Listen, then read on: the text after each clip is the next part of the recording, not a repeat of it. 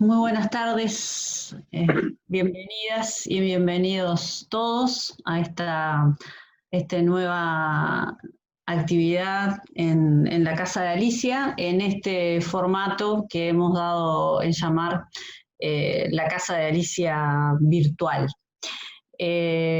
Corresponde presentarme. Mi nombre es Beatriz Miranda, soy profesora de literatura, egresada del Instituto de Profesores Artigas, especialista en Historia del Arte y Patrimonio por el CLAE, y desde el 2014, por el concurso de proyectos de gestión cultural, soy la directora de la Cátedra Alicia Goyena, esta dependencia cultural del Consejo de Educación Secundaria, a la que desde esta gestión también conocemos como la Casa de Alicia, que literalmente además lo fue, ¿no?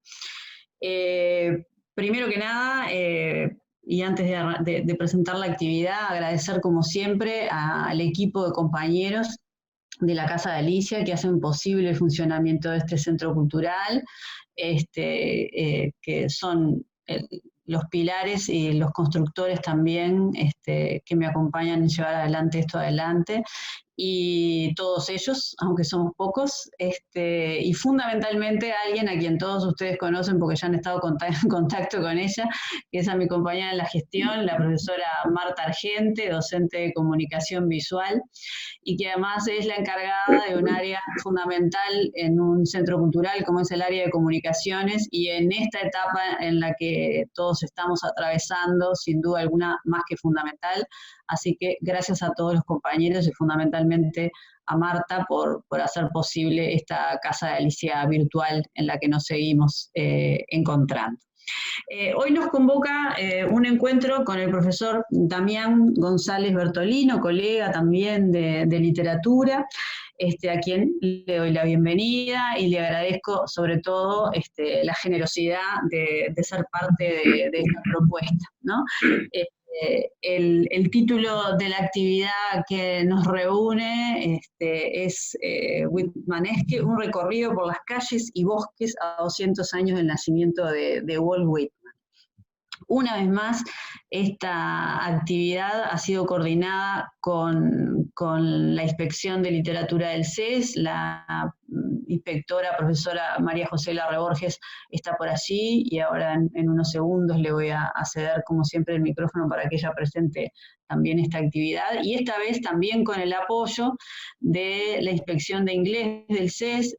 Tengo el enorme placer de recibir en la Casa de Alicia virtual a una habitante muy constante de la Casa de Alicia física, que es la inspectora profesora Gabriela Saspe, de inglés. Muy bienvenida, Gabriela, que además obviamente está aquí no solamente porque es un habitante de la casa, sino porque, bueno, hoy nos convoca un escritor de habla inglesa, ¿verdad? Así que nada más placentero que también contar con Gabriela y los docentes de inglés en esta experiencia.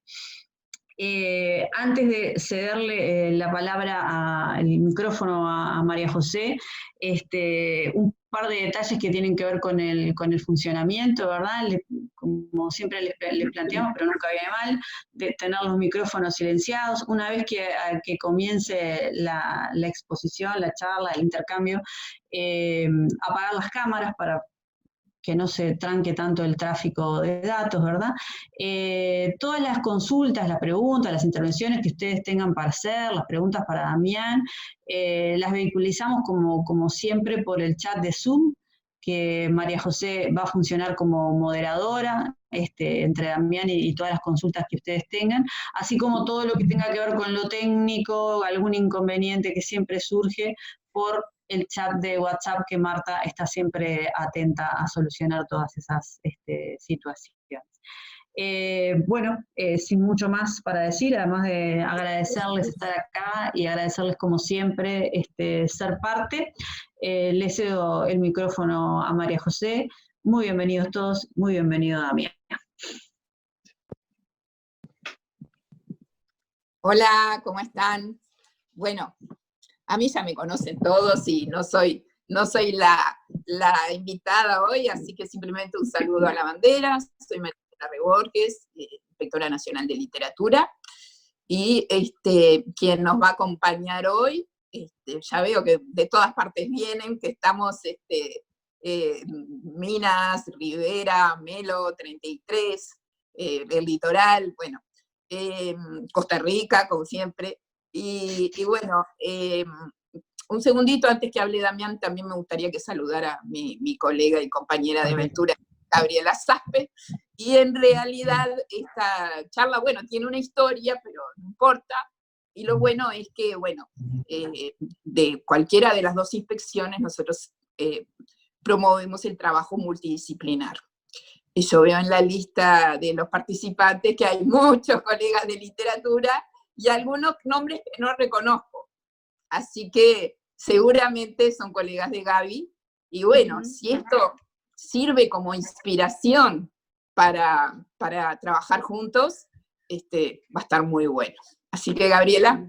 Sí, muchas gracias María José, Beatriz, Marta y bueno, en este caso Damián, que nos convoca en la nochecita de hoy, una nochecita bien fría, así que bueno, qué mejor compañía, ¿no? Que estar todos juntos, trabajando y conociendo un poquito más sobre Paul Whitman, que en realidad los docentes de inglés lo hemos estudiado, pero no tan en profundidad. Nos gustaría sí, enriquecernos con la mirada que tiene Damián sobre él, que ha estudiado y bueno, tiene un conocimiento más cabal acerca de la persona y del escritor.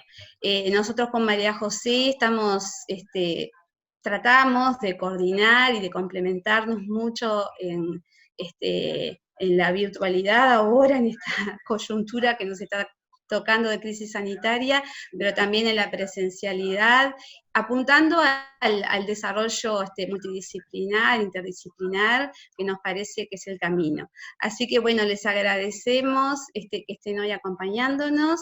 Está por allí también la inspectora Mariela Merino, pero no la veo ahora, quería entrar, pero no sé si le estaban dando o no la entrada, pero agradecemos sí, el poder sumarnos a estos encuentros, en especial cuando estamos hablando de escritores anglosajones. Así que muchas gracias. Bueno, Damián, te escuchamos. Damián es colega, profesor de literatura, egresado del CERP del Este, vive y trabaja en Maldonado, y tiene una historia para contarnos de Whitman con él. Así que, vamos, profe, adelante. Bueno, buenas tardes. ¿Me oyen bien ahí? ¿Sí? ¿Se oye? Sí. Sí, perfecto. Bueno, primero que nada, muchísimas gracias. Primero que nada, buenas tardes a todos los que se conectaron, que veo que, como decía María José, de todas partes vienen, hay gente del exterior y también de muchos lugares del interior del país también. Creo que es una linda modalidad esta de poder acercarnos y compartir las cosas que sabemos, que aprendimos, en este caso bajo el techo virtual de la cátedra de la Casa de Alicia Goyena. No tengo sino palabras de agradecimiento. Esta no es la primera vez que la Casa de Alicia Goyena me permite desarrollar algún tipo de actividad, y bueno, así que muchísimas gracias al equipo, forman Beatriz Miranda, Marta Argente también, muchísimas gracias por el apoyo a la inspectora, a María José Larre Borges, también la inspectora de inglés, Gabriela. Bueno, y muchas gracias a todos los que se conectaron, que hicieron un ratito de sus vidas, algunos capaz que corriendo a un liceo para llegar a su casa, otros ahí aguantando con el frío. Así que bueno, muchas gracias y mucho gusto.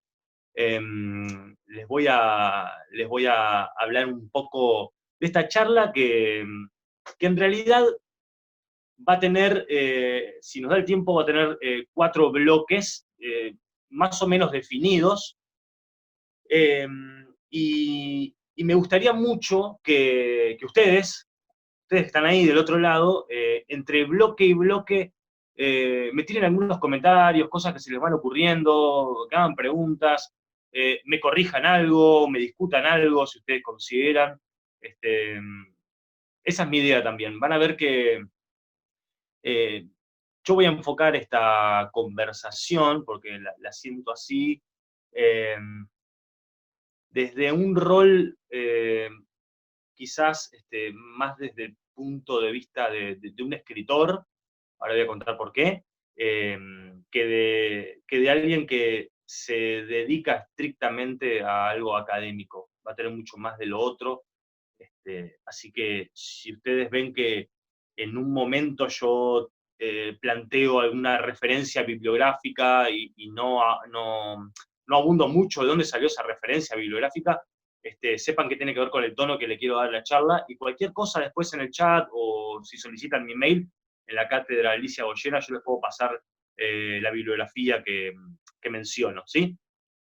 Bueno, le puse de título a esta charla, ahí hablando con Beatriz, a ver qué título podía tener, y elegí Whitmanesque. ¿Qué es Whitmanesque? Bueno, como sabemos, está incluido ahí el nombre de Walt Whitman, este gran poeta norteamericano, de alcance universal, ¿verdad? Y Whitmanesque en inglés, perdón, es un adjetivo que, así como nosotros utilizamos normalmente el adjetivo kafkiano para referirnos a determinado tipo de situaciones que asociamos con el absurdo o lo pesadillesco, bueno, en el mundo anglosajón, el término Whitmanesque se utiliza justamente para representar aquel tipo de situación que recuerda, aunque sea vagamente, a la obra o al tono de la obra de Walt Whitman. ¿Por qué? ¿Por qué elegí este título? Porque en realidad esto tiene que ver con un viaje que yo hice a Estados Unidos el año pasado. Estuve recorriendo muchos lugares de Estados Unidos, sobre todo de la costa este del país. Y gran parte, fueron más o menos unos 5 meses casi, 4 meses y medio, y en gran parte el motivo de ese recorrido fue Walt Whitman. Se cumplían, como ustedes saben, el año pasado los 200 años de nacimiento. Walt Whitman nació el 31 de mayo de 1819, en un pequeño lugar del estado de New York, ahí en Long Island, en la isla de Long Island, un lugar muy pequeño llamado Huntington. Entonces, ese viaje para mí representó trabajar en un libro que ya estaba escribiendo, terminarlo, y recoger una serie de notas para hacer un futuro libro de viajes que tuviera mucho también de tono ensayístico y de reflexiones sobre literatura. Así que yo anduve en las calles de muchas ciudades y pueblos de la costa este de Estados Unidos, estuve leyendo en bibliotecas, estuve allí estudiando, estuve escribiendo, estuve hablando con la gente en la calle, estuve conociendo lugares, y ese sesgo whitmanesco, retomo el título, ¿no?, de la charla, Whitmanesque, intenté mirar todo, o en gran parte, o por lo menos gran parte de lo que me pasaba a través del cristal de lo whitmanesco. A ver, cómo se veía Estados Unidos, y en particular cómo se veían muchos lugares sobre los que Whitman escribió, mencionó, no solamente en su poesía, sino, por ejemplo, en muchos textos autobiográficos que él fue dejando a lo largo de su vida, fragmentos de diarios, estampas. Ustedes saben que Whitman, por ejemplo, además fue enfermero en la Guerra de Secesión, en los alrededores de Washington, y escribió mucho sobre esa experiencia, sobre los encuentros con las personas que llegaban malheridas, tullidas de esos enfrentamientos, gente moribunda. Whitman nos dejó un montón de impresiones, aparte fue periodista, obviamente, ¿no? Como sabemos, nos dejó un montón de impresiones sobre lugares, sobre situaciones o conductas que se veían en la sociedad norteamericana. Así que yo intenté hacer como una suerte de jugueteo estético, que fue, bueno, mirar ciertas cosas de la sociedad estadounidense con un tono whitmanesco, a ver qué había pasado, ¿no? y van a ver que yo obviamente me traje un montón de notas y de apuntes de Estados Unidos y leí mucho y obviamente cuando uno se mete en algo así, descubre en realidad todo lo que tiene para leer, además, todo lo mucho que hay para leer aún, ¿no? Así que en eso estoy. Pero yo de todos esos apuntes que saqué, elegí, como yo dije hoy, 4 aspectos que quiero desarrollar y mostrarles y compartir con ustedes y que a su vez me gustaría que ustedes eh, me comenten qué les parece, aporten algo, en fin. Bueno, meterse con Walt Whitman es, la verdad, que una tarea titánica, ¿no? Abrumadora. Es decir, hay mucha gente que, que ha dedicado toda su vida a la obra de Whitman, a escribir biografías, a escribir ensayos. Yo no me defino como un especialista en Whitman, para nada, pero sí soy alguien que lo ha leído mucho, gusta de leer mucho de literatura estadounidense y su historia, y gusta mucho también de explorar diferentes aspectos de su cultura también, ¿no? No solamente en la literatura, sino en la música, en la pintura. Así que todas estas cosas muchas veces que leo, al final me llevan y me traen de Whitman. Es realmente abrumador meterse con la figura de Whitman, quizás como puede suceder con otros grandes monstruos de la literatura o del arte universal, ¿no? Uno piensa en Shakespeare, por ejemplo, uno piensa en Tolstoy y Cervantes. Uno tiene que dedicarse quizás para disfrutarlo a una determinada sección, una determinada parte de su trabajo.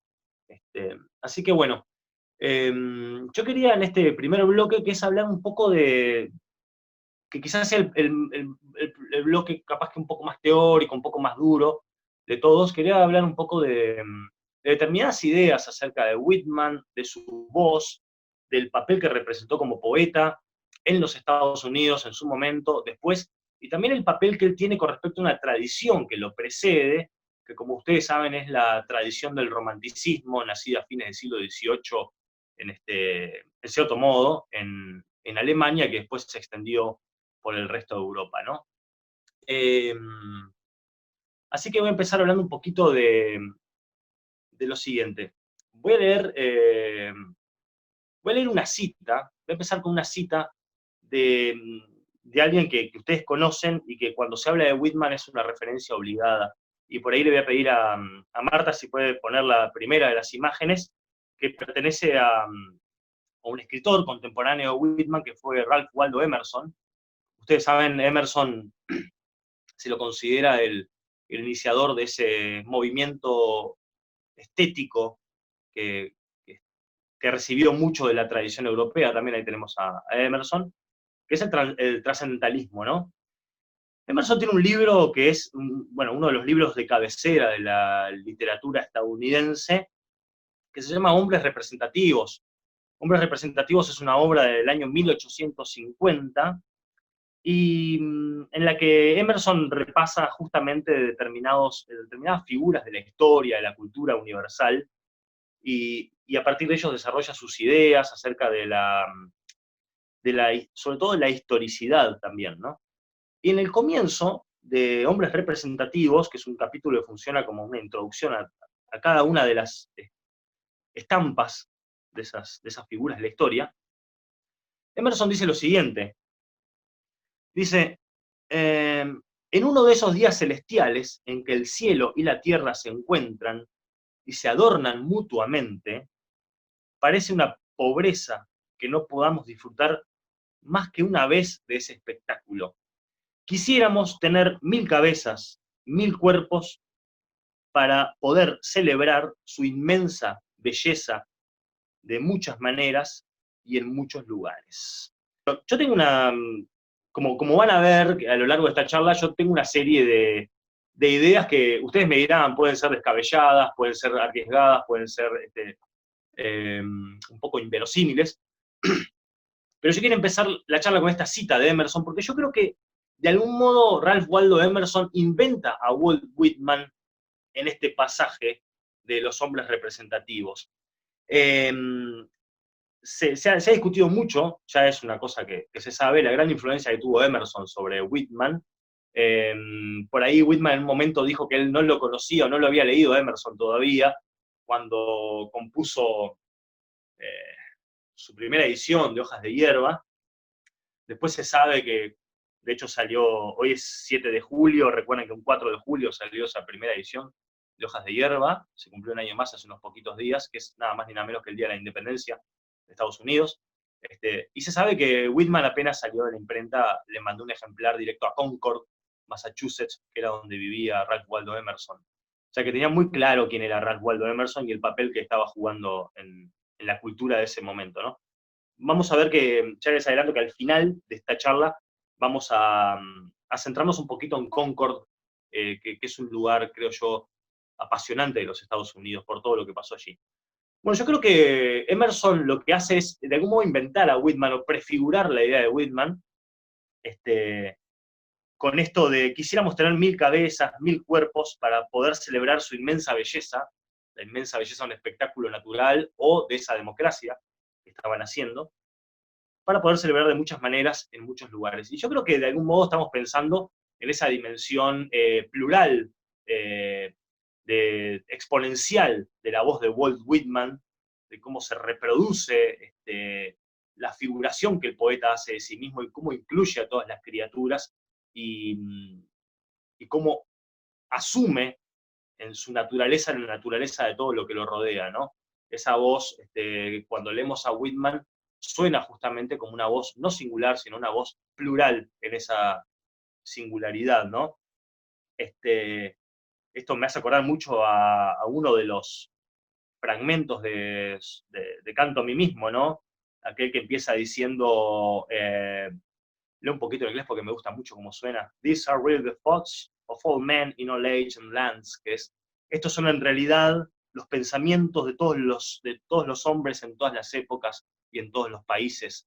Ese es el comienzo del poema 17 de Canto a mí mismo, y creo que ahí ya se vislumbra esa capacidad abarcativa inmensa, descomunal, que es la voz de Walt Whitman, que asume todas las voces, asume, como dijera Emerson acá, todas las cabezas, todos los cuerpos, ¿no? Para hablar a través de ellos. Obviamente, cuando uno habla de Whitman, como decía al comienzo, es abrumador, ¿no? Porque la influencia de Whitman fue tan, y lo sigue siendo, tan enorme que por momentos hasta resulta conmovedor, ¿no?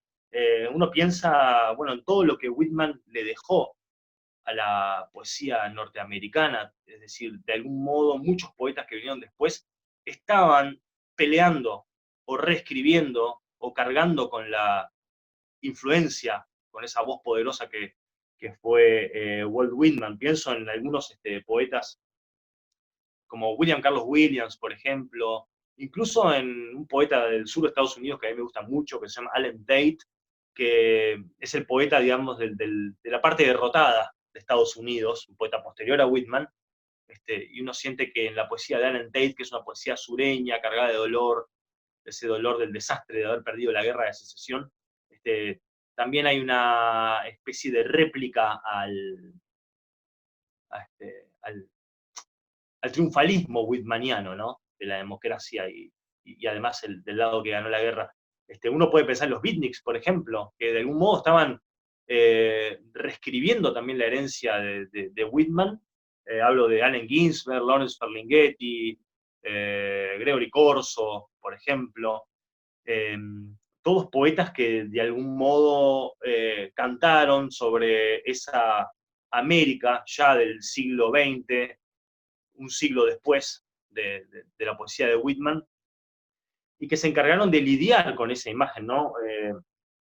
Recordemos aquel poema, para mí precioso, de Allen Ginsberg, que está en Aullido, que es un supermercado en California, donde el yo lírico, como solemos decir en las clases de literatura, Allen Ginsberg anda por ahí en esa especie de Edén del consumismo capitalista que es un supermercado, ¿no? Donde uno tiene todo a la mano para recoger las cosas salvo que tiene que pagar algo por ello.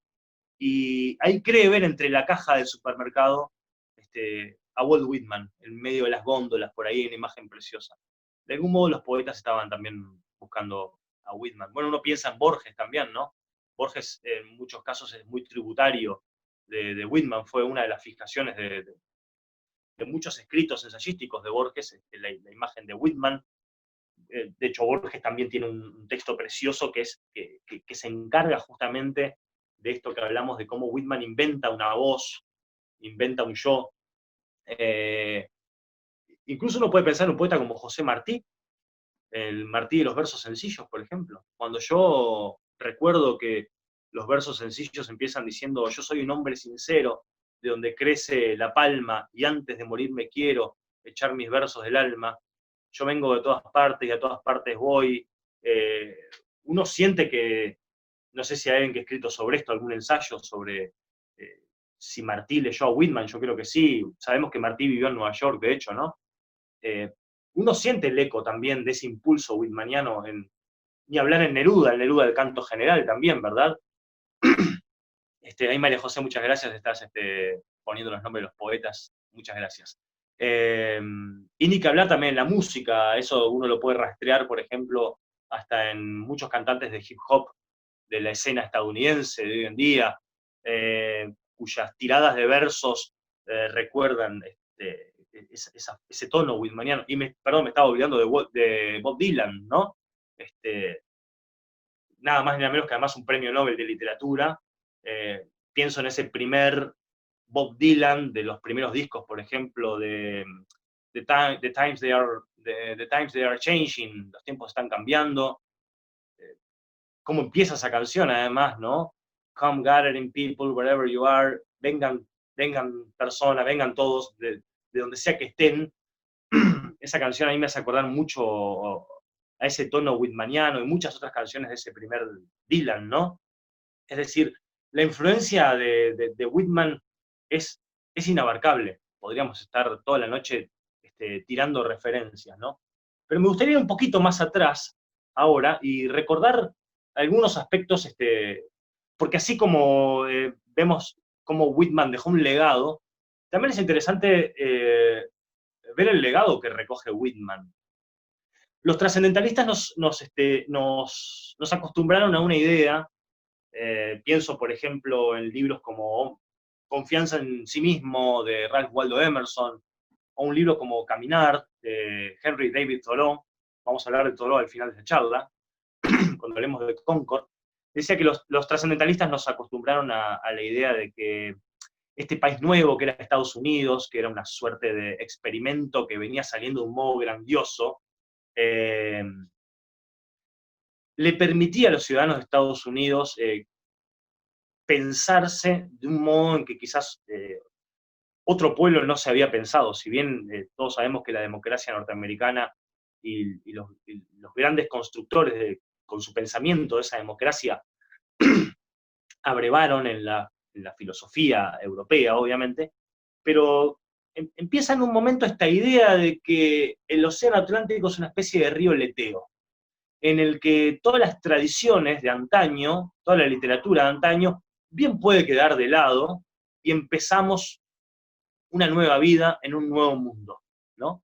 Es una idea que también de algún modo está presente en Whitman, como decía también en Thoreau, pero lo cierto es que hay algo de eso también, pero uno puede encontrar gran parte de algunos impulsos de Whitman, por ejemplo, sin duda, en los escritores del llamado Sturm und Drang, ¿no? del fines del siglo XVIII alemán, particularmente uno de esos autores que tiene se pronuncia algo así como Friedrich Schleiermacher. Friedrich Schleiermacher escribió un libro muy cortito que se llama Monólogos, y el segundo de esos monólogos, realmente uno cuando lo lee encuentra muchos gestos que aparecen en Whitman, como ustedes recordarán esos versos de Whitman que dicen: me aparto de discusiones, recuerdan, me aparto de los que hablan de la vida, de la muerte. Ya hay algunos elementos ese tipo de reacción frente a las convenciones culturales en algunos de esos autores del Sturm und Drang, particularmente en Schleiermacher.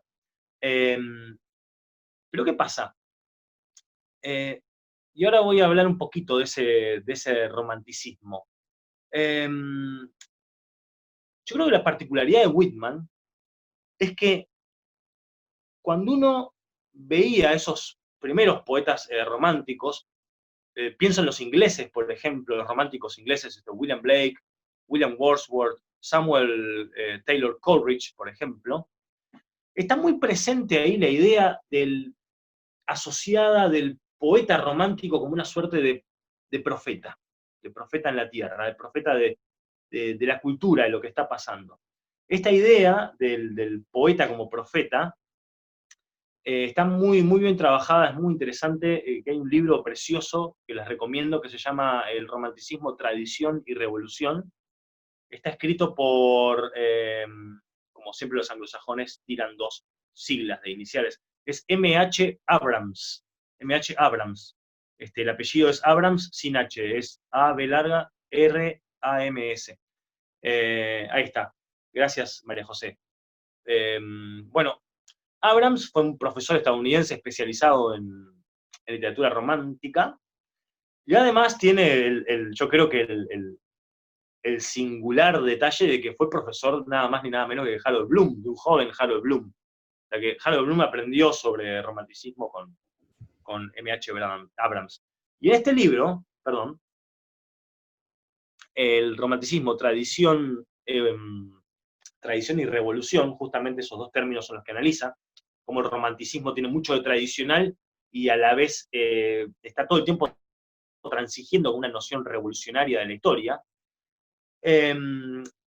Abrams se retrotrae, discute mucho con la Biblia y nos hace entender que estos poetas del romanticismo de algún modo ocupan, en este mundo en el que ya empieza a morir Dios, en términos nietzscheanos, empiezan a discutir mucho con la sociedad y encarnan una voz profética.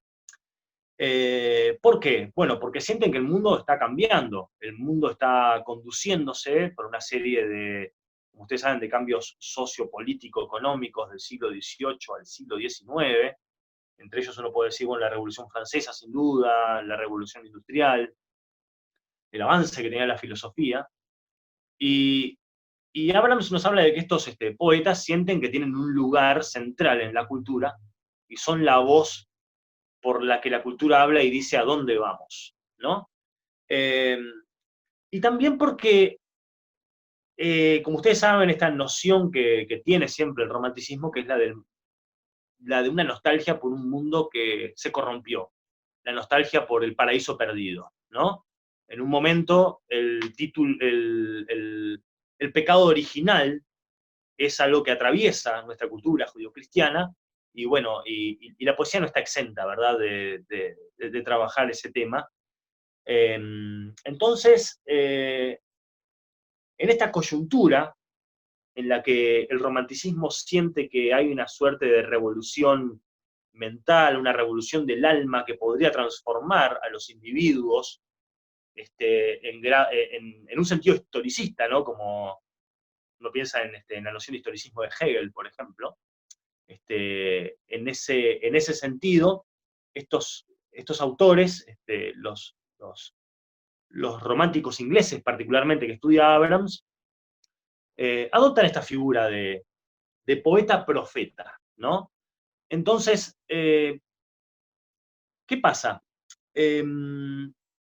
Claro, de a poco, es una cosa que nos dice Abrams, de a poco estos poetas también empiezan a decepcionarse. Algunos mueren muy jóvenes, como el caso de Percy Shelley, el esposo de Mary Shelley.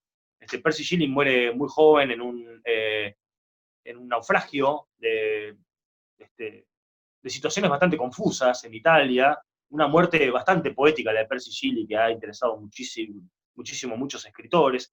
Lord Byron, como ustedes saben, después hace la suya, se va a Grecia a pelear por la independencia de Grecia, él termina siendo un héroe nacional allí. Y es muy interesante la figura, sobre todo, de Coleridge, de Samuel Taylor Coleridge. A los a los efectos de lo que estaba pasando sobre todo en Francia con la Revolución Francesa. Muchos intelectuales sentían que realmente esa era la clave histórica que permitía dilucidar que el mundo estaba empezando a moverse, a cambiar, y como dice aquel verso de Schiller en la Novena Sinfonía de Beethoven, los hombres volverán a ser hermanos, ¿no? Pero ¿qué pasa? Muy pronto, muchos de estos intelectuales, particularmente Wordsworth, Coleridge, empiezan a decepcionarse por cómo se dieron las consecuencias de la Revolución Francesa, y se decepcionan cuando empieza todo a tomar un sesgo violento, una política violenta en la Revolución Francesa. Ustedes saben que no fueron todo rosas después, ¿verdad? Y de hecho, Coleridge escribe un poema muy interesante que se llama Dejection an Ode, Decepción, una oda, y es un poema muy interesante porque parece Coleridge ahí hacer una especie de mea culpa, de haber confiado tanto en que la Revolución Francesa, en ese caso, iba a ser algo plural, entre varios, y empieza a apostar por otra cosa, que es la revolución interior, ¿no? The inner revolution, se dice ahí, la revolución interior. Empiezan a percibir que si la revolución no se produce, la revolución del alma no se produce dentro del individuo, de una forma radical, interior, es imposible que la sociedad en su conjunto avance, ¿no? Y ese es un aporte muy interesante que hace Coleridge. Por ejemplo, ya van a ver por qué esto se vincula luego con Whitman. Y esto siempre me hace pensar mucho a mí también en la desbandada de algunos grandes genios del romanticismo. Pienso en Goethe, por ejemplo, que estaba ahí con todos esos del Sturm-Drang, en la vuelta, ahí a fines del siglo XVIII en Alemania, y muy pronto Goethe se aparta de toda esa estética, ¿no? Propia del romanticismo, ¿no? Muchas veces que colindaba con la herencia gótica y con la oscuridad. Ustedes saben que Goethe, cuando hace el viaje a Italia a fines del siglo XVIII, queda absolutamente maravillado por la herencia grecolatina, por todo lo que ve, y eso hace que su obra dé un gran giro. Ya no va a ser el autor de una obra como el Werther, por ejemplo, y ustedes saben que va a empezar cada vez más a dialogar con la antigüedad clásica. Para Goethe, el hecho de haber recorrido Italia y ver los ecos de esa herencia fue algo impactante. De hecho, hay algo muy interesante que yo lo notaba hoy, es que, como ejemplo, ¿no? Una anécdota, que es cuando Goethe está recorriendo Palermo, en la isla de Sicilia, lo invitan a ir a un jardín en el que hay unas esculturas muy particulares. No es el de Bomarzo, que ese es otro, y resulta que esas esculturas eran grotescas también, había muchos monstruos retratados, seres mitológicos, y Goethe escapa corriendo, espantado y asqueado de ese jardín. Y yo creo que esa es la actitud en la que él ya no quiere, digamos, encargarse tanto de esos monstruos de la razón, como dijera Goya, sino que empieza ya a dialogar más con la herencia grecolatina, ¿no? Con el mundo clásico. Pasa con Chateaubriand, por ejemplo. François de Chateaubriand, para mí uno de los grandes románticos franceses. Chateaubriand había escapado, él era noble, escapó. Cuando el comienzo de la Revolución Francesa mataron a muchos de sus familiares, sus amigos, otros fueron maltratados. Chateaubriand escapó, vivió entre los indios estadounidenses, entre los indígenas. Tiene un libro precioso que se llama Los Natchez. Convivió con ellos. Dice Chateaubriand que conoció a Washington, eso no está comprobado. Y cuando regresa de esa experiencia y entra por el norte de Francia, combate contra los revolucionarios, Chateaubriand, empieza a vincularse después mucho más con la política, y al final de su vida Chateaubriand, digamos, como ustedes saben, se inclina, eso lo dice en Memorias de Ultratumba, se inclina mucho más por el catolicismo, era monárquico además, hay un pasaje bellísimo, una estampa de un agonizante Luis XVIII en Memorias de Ultratumba. Es decir, Chateaubriand es otro de esas grandes voces del romanticismo que agarra por otro lado también, ¿no? Pero Whitman, ¿qué tenía? Whitman tenía Estados Unidos, y Whitman tuvo, digamos, la suerte, no sé si la suerte, tuvo la condición de vivir en un país en el que, a diferencia de Europa, todo era nuevo, todo era una suerte de paraíso en la tierra, con su constitución recién redactada, con los derechos absolutamente eh, este, firmes de los ciudadanos, ¿no? Validados. Después vamos a ver cómo eso en realidad todo se complica. Recordemos la guerra de secesión, recordemos que los negros no eran considerados ciudadanos. Como sabemos, trae una gran complejidad todo eso. Pero el mundo de Whitman es un mundo que realmente es muy distinto, ustedes saben, por cuestiones sociohistóricas, muy diferente al que había de Europa. De aquí esa idea de que decíamos del leteo, ¿no? El océano Atlántico como un leteo. Esta gente sentía que realmente había no sé si decir un borrón y cuenta nueva, pero se estaba viviendo en un nuevo mundo, ¿no? Abrams, a quien había nombrado recién, estudia un esquema de pensamiento que parece muy presente en la Biblia, que es el encuentro del cielo con la tierra, que es un esquema de pensamiento que atraviesa toda la Biblia, desde los primeros libros del Antiguo Testamento hasta el Apocalipsis. Abrams dice que los poetas románticos lo que hacen es adoptar ese esquema de pensamiento para escribir su poesía, para escribir el plan de su poesía. Es decir, de algún modo dice Abrams que los poetas románticos están escribiendo sobre el advenimiento de una nueva vida, el advenimiento de un nuevo matrimonio entre lo que podría ser en la Biblia la tierra y el cielo, o como decía William Blake, recuerden cómo llamaba una obra de él, el matrimonio del cielo y el infierno, ¿no? Según Abrams, justamente, Blake era plenamente consciente de ese esquema bíblico, que hasta tenía en muchos aspectos un grado de sensualidad y de sexualidad mayúsculo, que a lo largo de la historia, por intervenciones de la Iglesia Católica, fue intervenido y fue amortiguado, ese sesgo, ¿no? Pero ¿qué pasa? Digamos que en Whitman, el yo, ese yo de la enunciación de Whitman, no tiene ese problema. Es decir, de algún modo está viviendo en un mundo en el que no está presente esa separación, esa escisión. De algún modo ese mundo nuevo es un nuevo comienzo. Entonces, esto nos permite presenciar que Whitman, ¿se acuerdan de aquello que había dicho de Coleridge, que hablaba de la revolución interior? Parece que el yo de Whitman es un yo que ya está plenamente revolucionado.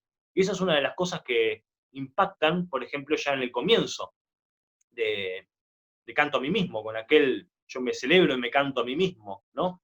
Es un yo que está ya plenamente consciente de su condición y no está escindido, ¿no? Eso es lo que uno nota. Creo que una de las primeras cosas que nos llama la atención de la poesía de Whitman, cuando la leemos en nuestra juventud, en nuestra adolescencia, es el tono de seguridad que transmite, ¿no? Bueno, ustedes recuerden que de hecho Whitman, por ejemplo, saca esto está comprobado, ¿no? Había una herencia cuáquera de predicadores en su entorno, en su familia. Esto lo estudia, por ejemplo, Harold Bloom muy bien.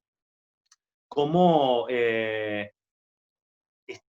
tono permanente de preguntar, de apilar preguntas, inquisiciones, a ese tú poético, esa forma de declarar, de describir, era muy propia de los predicadores cuáqueros, según Harold Bloom. Ustedes recuerdan uno de esos también comienzos de uno de los poemas del Canto a mí mismo, que dice: he estado escuchando la conversación de aquellos que hablan de la vida y de la muerte, he estado escuchando esas como charlatanerías, dice algo así. Whitman está realmente sobre una suerte de púlpito, como un predicador hablándonos, y ese es un poco el tono, ¿verdad? Así que yo quería justamente en el final de este primer bloque reparar en esta condición de esta voz que es, bueno, recuerdan Walt Whitman, Cosmos, de Manhattan, el hijo, reparar en todos estos detalles, porque el mundo en el que vivía Whitman, repaso esta idea ahora, era un mundo que estaba en plena expansión a nivel socio-histórico o político, era un mundo que se estaba expandiendo, era una democracia como quizás no había o no había otra en el mundo. Esto estaba muy estudiado de forma brillante en un ensayo de George Orwell que se llama El vientre de la ballena. Ahí Orwell lo que hace es, bueno, a la luz de todo lo que a él le incomodaba en la Europa de entreguerras, Orwell analiza la democracia norteamericana de comienzos del siglo XIX, sus orígenes, y se toma algunos momentos para hablar de Whitman. Y una de las cosas que dice Orwell es que, bueno, Whitman, la seguridad de Whitman viene de que él vive en un mundo que está en completa y en permanente expansión, ¿verdad? Es decir, es una democracia permanente en la que el reconocimiento entre los pares, la igualdad entre los pares, era una cosa que se sentía, que era tangible, ¿no? Eh, Nadie subyugaba a nadie, ¿verdad? Estaba como muy presente esta idea en la cultura. Yo recuerdo también una idea muy interesante de Octavio Paz en El arco y la lira, que analizando también a Whitman, Octavio Paz dice algo que es, como, bueno, como todo su pensamiento, que es impactante, ¿no? Lo distintivo de Whitman, con respecto a otros poetas de su época, fue que estaba en la poesía de Whitman uno puede sentir que el sueño, es decir, el sueño poético coincidía con el sueño histórico. Es decir, el sueño poético, aquello propio de la ensoñación de la poesía, coincidía con lo que realmente estaba pasando a nivel histórico. Y eso es algo único en la cultura occidental. Whitman realmente, cuando uno lo lee, tiene que tener en cuenta la singularidad que viene de eso, justamente, ¿no? Quería repasar también otra idea, a propósito de esto que decía Octavio Paz, y es que en este mundo, ¿no? Digamos, Whitman es es como el único gran poeta moderno, ¿no? Que no parece experimentar una disconformidad frente a su mundo. No sé, recordemos los poetas, no sé, recordemos Baudelaire, por ejemplo, ¿no? En la que esa disconformidad, esa decisión es palpable y le hace recurrir al mal como una forma de enfrentar todo eso que a él lo dejaba totalmente escandalizado de ese llamado siglo del progreso del siglo XIX, ¿no? Incluso aspectos terribles como la guerra de secesión, para Whitman forman parte de una evolución que él no cuestiona, ¿no? Eh, este,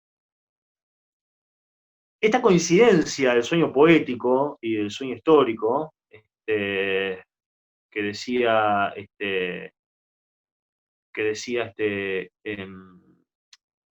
Octavio Paz, puede hacernos pensar que Whitman entra con toda confianza, ¿no? Y forma parte de una noción de utopía, ¿no? Al parecer, Whitman es un poeta que vive en un mundo en el que quizás todo poeta quisiera vivir y cantarlo, ¿no? La poesía de Whitman es un gran sueño profético, o mejor dicho, quizás Whitman no necesita ser un profeta como sus pares, como decían, europeos, como estábamos diciendo hoy, porque la profecía siempre tiene un valor, digamos, como decimos en otras clases, como de, de prolepsis, ¿no? Que apunta hacia adelante, y en Whitman ese valor profético yo creo que está rebajado porque por momentos se vuelve innecesario. Lo único que hace Whitman es señalar aquello que se tiene alrededor, ¿no? En todo caso se apunta a lo que está por venir, que es la expansión de eso que ya se tiene, ¿no? Hay una, Es decir, yo hablaba ahora, recuerdan de Schiller, recordaba esos versos de Schiller que son tan populares, que forman parte del coro final de la novena de Beethoven, ¿no? Esa idea de los hombres volverán a ser hermanos. Uno podría decir que en esa sociedad del show whitmaniano los hombres ya son hermanos plenamente, ¿no? Tal como uno lo lee en su poesía. Y ya que estamos con Schiller, quería retomar esa idea de Schiller, que una de sus ideas principales. Ustedes recuerdan que Schiller dividía a los poetas entre poetas ingenuos y poetas sentimentales. A grosso modo, para hablar un poco de esa separación, esa clasificación, los poetas ingenuos eran aquellos que, bueno, que uno para Schiller podía encontrar en la antigüedad, de esos poetas que de algún modo tenían cierto grado de conformidad con el mundo que los rodeaba, cierto grado al menos, ¿no? Y los poetas sentimentales en los que, digamos, había una dimensión de disconformidad, ¿no? Hay un ensayo muy interesante al respecto, para pensar esto de Whitman, que es de Jacques Rancière, que se llama La palabra muda, se llama el ensayo, y Rancière dice algo así como que sentimental es la poesía propia de la modernidad, la poesía de un mundo que persigue una naturaleza perdida, opone los sentimientos del corazón a la prosa del orden social. Uno piensa, recién nombrado, uno piensa en Baudelaire, por ejemplo. Baudelaire en este caso es un poeta sentimental. Baudelaire es un poeta que está persiguiendo una naturaleza perdida, hay una nostalgia de ese paraíso perdido, y opone esos sentimientos frente a un orden social, ¿verdad? Que él condena, ¿verdad? De una forma muy particular, como lo hace Baudelaire. Y bueno, no es esta justamente la poesía de Whitman. Él en ese sentido es como lo que Schiller llamaría un poeta ingenuo, ¿no? Eh, Whitman, digamos, no se siente obligado a hacerse valer frente al mundo que lo rodea. Él es, digamos, su tributario, ¿verdad? Yo creo que esa singularidad de Whitman radica en esto, que después de voces como Poe, Baudelaire, Lautréamont, en esa modernidad que iba derecho a proferir el horror de la sangre, ¿no? Como sabemos, en el siglo XX, las guerras, ¿no? ¿Qué otro poeta, sino Whitman, podía estar tan bien avenido con el mundo que lo rodeaba y que a la vez no revelara esa anuencia con el mundo que lo rodeaba como algo artificioso? Para Whitman no es nada, nada artificioso, justamente. El umbral que Whitman alude está ahí, se puede atravesar, está ahí, ¿verdad? Cuando Whitman, por ejemplo, canta el trabajo está ahí, el trabajo está ahí, los norteamericanos en su sociedad trabajan, ¿no? Y además ese trabajo, que es un detalle, y aquí tiene un poco que ver todo esto que yo les contaba de mi recorrido por Estados Unidos, y estar ahí, hablar con la gente, ver todo, ¿no?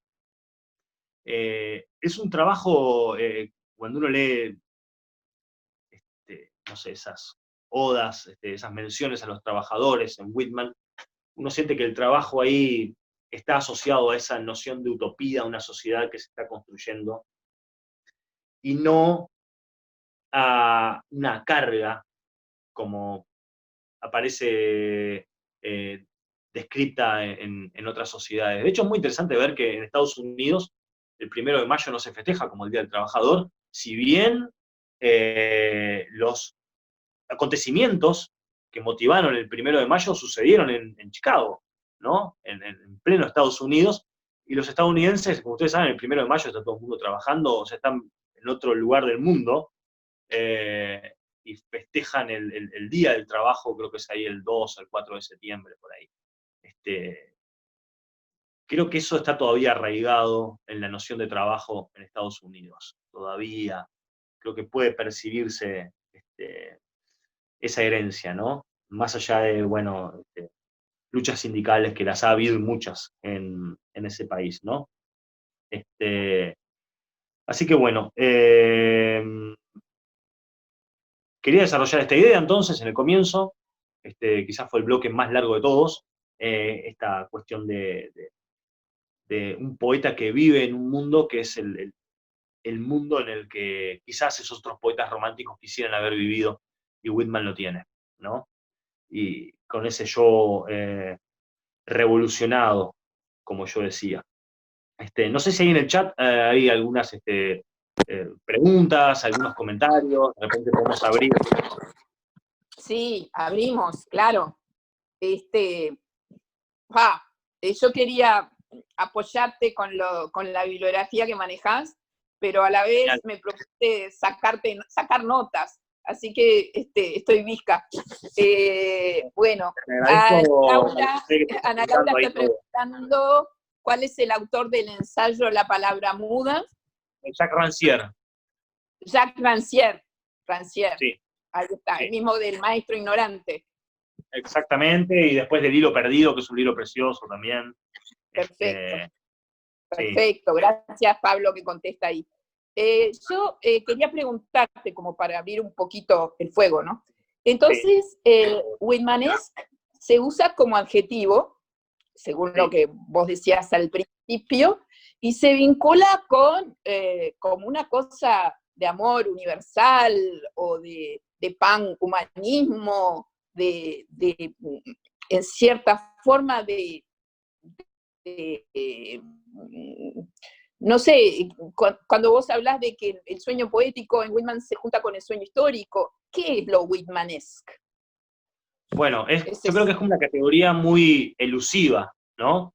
Creo que es una categoría que como justamente, según lo veo yo, ¿no? Como la voz de Whitman es una voz tan, yo decía, abarcativa y tan inconmensurable, recoge muchos aspectos, ¿no? Uno podría pensar, bueno, whitmanesco, traduciéndolo al español, ¿no? Whitmanesco que es, y bueno, es determinada percepción de la naturaleza. Recordemos que en Whitman justamente la consustanciación con lo natural es siempre algo mayúsculo en su obra, ¿no? Uno puede pensar que whitmanesco es determinado grado de hermandad entre las personas, entre los individuos. Incluso uno puede pensar que whitmanesco también puede referirse, ¿por qué no?, a ese tema tan controversial en Whitman que fue el de su sexualidad, ¿no? Que fue un tema del que se ha escrito mucho o no se ha querido escribir durante mucho tiempo, y ahora la nueva crítica lo ha tomado, ¿no? De hecho hay un libro que salió hace poco que no está traducido, leí algunas partes nada más en inglés, que se llama Whitman Gay, en el que justamente explora la noción de la homosexualidad asociada a Whitman. Se considera que Whitman fue homosexual, pero la dificultad está en que quizás Whitman fue homosexual, perdón que me desvíe un poco, pero esto creo que es interesante también. Whitman fue homosexual en una época en la que estaba bien visto o no escandalizaba que un hombre pudiera dormir con otro, que dos amigos pudieran dormir juntos, que dos hombres que trabajaban en el campo a la noche durmieran en un granero, como le dicen, y si hacía frío, se acercaran mucho el uno al otro. Eso no era considerado como quizás hoy en día, con cierto grado de prejuicio, puede ser una postura homosexual, no sé. Recuerden también que esto lo dice Jerome Blovin, que es uno de los grandes biógrafos de Whitman. Toda esta persecución cultural de la homosexualidad que se vio sobre todo en el siglo XX empieza con los juicios por sodomía a Oscar Wilde. Cuando Oscar Wilde va preso, después la terrible situación que vivió, después va a París, ¿no? Es por esos años más o menos que él viaja a Estados Unidos y conoce a Whitman en Camden, de hecho. Ahí es cuando empieza a hablarse mucho, sobre todo, de la homosexualidad como un delito, ¿no? Y que uno entiende que tiene mucho que ver también con la sociedad victoriana, que se encargaba, cómo no, si se encargaba de señalar y impugnar muchas cosas como no impugnar eso, ¿no? Con ese pensamiento típico de la moral victoriana. Pero también es interesante ver que en Whitman no solamente tenemos esa sexualidad homoerótica, en Whitman también tenemos la sexualidad heterosexual. Hay muchas escenas y versos referidos a las mujeres también, y también tenemos el autoerotismo. Hay muchos pasajes de Canto a mí mismo, de Hojas de hierba, en los que uno percibe que el erotismo es el del propio individuo. Hay una noción casi, o casi no, directamente onanista del amor, ¿no? O sea que Whitman, incluso en el sentido sexual, es bastante complejo, como para reducirlo solamente, la construcción de la voz de Whitman, digo, ¿no? Como para reducirlo solamente al amor homoerótico. Y bueno, también se ha dicho muchas veces, uno puede leer a veces que Whitmanesque también, o Whitmanesco, puede ser asociado a todas esas instancias de sentido que uno encuentra en Whitman, ¿no? No sé si hay alguna otra pregunta ahí, algún comentario. Pueden decir algún poema favorito de Whitman que les guste. Acá Ana Laura dice, en Canto a mí mismo, ¿existe tal vez una declaración sutil de orgullo homosexual? Bueno, creo que siempre recuerdo particularmente aquel pasaje de los hombres desnudos que se están bañando, las descripciones de esos cuerpos, ¿no? Yo creo que ahí hay un regodeo en la mirada que es el del goce homoerótico, ¿no? Yo creo que siempre pensé que ese era como un gran poema sobre homoerotismo, ¿no? Aunque aparece una mujer ahí también, pero creo que yo tengo para mí la idea de que esa mirada femenina en realidad es una especie de impostación de ese yo, que quiere mirar a esos hombres desnudos y regodearse en su belleza, y bueno, encuentra como ese subterfugio, ¿no? El regodeo, ahí está. Y sí, hay otros, incluso también en muchas semblanzas de Whitman de prosa, uno encuentra muchos pasajes en los que habla de un amigo con el que se tiende en la hierba y pasan momentos de éxtasis en medio de la noche, contemplando la naturaleza, que creo que también son pasajes en los que uno puede rastrear esa beta homoerótica. Pero creo que no es la única, Felizmente, ¿no? Es un poeta más también que se nos escapa y es complejo en ese sentido. No sé si alguien quería agregar algo más ahí. No, está bárbaro. A ver si yo lo entendí bien, ¿no? Asociarlo Whitmanesque con todo lo que puede ser la gloria y el contacto a través de los sentidos. ¿Vos decís que es una obra optimista la de él? Sí, claro, sí. Aunque recoja pasajes dolorosos, ¿no? Y me doy cuenta, por ejemplo, con todo lo que escribió acerca de la Guerra de Secesión. Ojo, también creo que Whitman, y acá yo voy a tirar 2 o 3 cosas que pueden ser polémicas, ¿no? Creo que Whitman tiene de lo mejor del norteamericano, también tiene de lo peor del norteamericano. Porque Whitman, no nos olvidemos que era expansionista. Whitman era partidario de la expansión de los Estados Unidos y recordemos que era periodista y escribió más de una vez a favor de ese expansionismo que arrasó con la vida de mucha gente. ¿Recuerdan ustedes, por ejemplo, antes la guerra con México, cuando Estados Unidos codiciaba todo lo que hoy son los estados de Nuevo México, de Texas, por ejemplo? Todo eso era territorio más allá de California, ¿no? La California, y hay, porque se conservan, hay artículos periodísticos de Whitman en los que habla de esos cochinos mexicanos, de esos sucios mexicanos, con esos términos, que hay que exterminar, hay que sacarlos de ahí, que hay que darles su merecido. O sea, todo eso está en la prensa y ha sido recogido por historiadores. Hay un historiador muy interesante que se encarga justamente de explorar ese Whitman oscuro, que se llama Howard Zinn, el apellido es Z-I-N-N. Howard Zinn tiene un libro interesante yo no tengo el título ahora, disculpen, pero lo van a encontrar, el título es algo así como La historia oscura de Estados Unidos o La otra historia de Estados Unidos. Si buscan Howard Zinn, les va a salir en Google que esa es una de sus obras emblemáticas. Whitman era expansionista, con lo que eso además implicaba.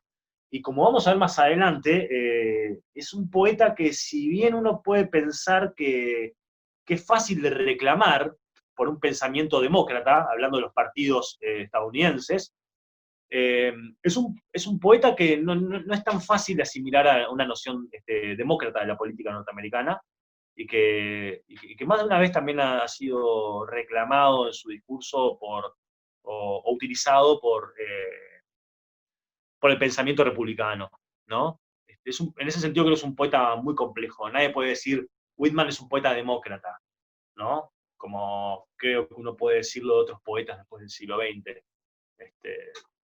No sé, pienso en Ginsberg, si lo era, quizás, no lo sé. La otra historia de Estados Unidos, ahí está. No sé si alguien quería agregar algo, o alguna otra pregunta. Sí, Candela te pregunta qué pasó con la recepción de su primer libro. Bueno, la recepción de su primer libro fue bastante particular. Yo recuerdo, no sé mucho qué pasó en la prensa, ¿verdad? Pero recuerdo mucho las reservas que tenía, por ejemplo, Ralph Waldo Emerson acerca de pasajes que obviamente remitían a la sexualidad, ¿no?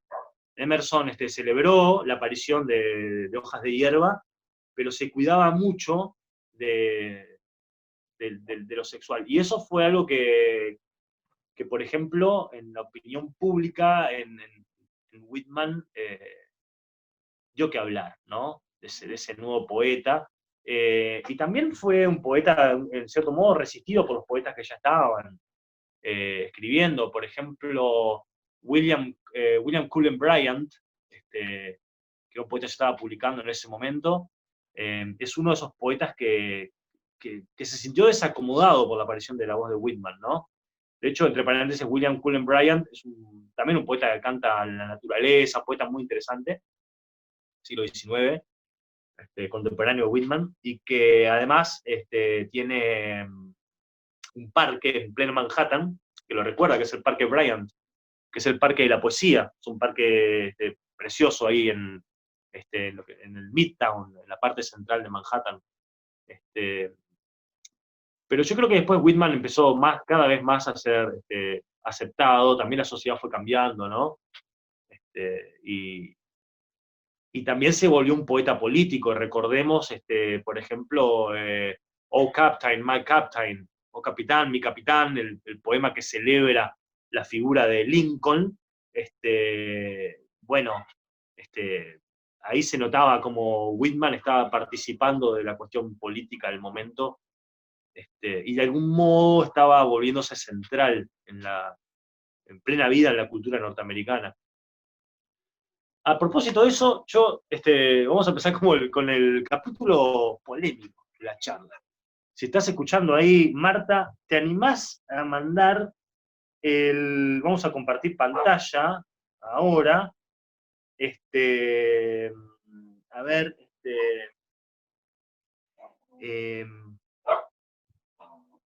vamos a ver un fragmento final de un video. A ver, no sé si me escucha Marta por ahí.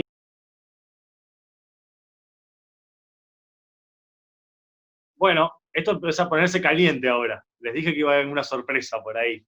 Esto tiene mucho que ver con lo que yo dije de Whitmanesque, de empezar a ver muchas cosas de mi viaje a los ojos de lo whitmanesco, ¿no? Empezar, incluso cuando María José me pidió algunos ejemplos, yo pensaba cuántas noches y noches y tardes iba yo en los trenes de los estados de New Jersey, de Maryland, de New York, de Massachusetts, y miraba por la ventana las gentes ahí, las casas, y en esa acumulación de rostros y de situaciones, yo las percibía con un tono que podríamos decir whitmanesco, ¿no? Todas esas personas, todos esos trabajadores, de dónde vienen, de dónde van, toda esa masa que hace en Norteamérica. Yo la miraba a través de las ventanillas y decía, bueno, this is America, ¿no? Sea lo que sea eso. Bueno, vimos ahí el discurso de Donald Trump en julio de 2016, él todavía no era presidente, quizás algunos de ustedes lo recuerden, eso fue en la Convención Republicana, eso fue el 22 de julio de 2016 en Cleveland, Ohio. Y ahí, muy bien, Marta, muchas gracias, se está traduciendo. Yo esa noche de 2016, yo estaba en Estados Unidos, en otro viaje, y me acuerdo que esa noche estaba mirando la tele y apareció este hombre que yo lo tenía muy poco visto, y me vi todo el discurso, y me impactó profundamente, quiero decir profundamente, ahora van a ver por qué, el final de este discurso, y me di cuenta que, a ver, se ha dicho mucho sobre Donald Trump, como sabemos, y hay es un personaje obviamente polémico, ¿verdad? Pero me resisto a pensar en la idea de una ingenuidad de que todo es improvisado, ¿verdad? Como vemos ahí, a ver si podemos subir un poquito. Gracias, Marta, yo puse ahí, bueno, fragmento del discurso en la Convención Republicana. Quedó él para pelear la candidatura de Estados Unidos, recuerdan, contra la demócrata Hillary Clinton. Y a mí me llamaron mucho la atención muchas frases de este discurso, yo recorté algunas, ahí las ven en la pantalla, como por ejemplo esta que dice: he visitado a trabajadores despedidos de las fábricas y comunidades aplastadas por horribles e injustos acuerdos comerciales. Estos son los hombres y mujeres olvidados de nuestro país. Recuerden esta frase, ¿no? Incluso el Parece tono... Ginsberg. Bueno, ahí está. Parece Ginsberg para mí, no he leído mucho. Bueno, muy bien el aporte de la compañera. Yo recuerdo justamente de Ginsberg el poema América. América, te lo he dado todo y no soy nada, no soy nadie. Esa larga endecha contra América. Pero quiero,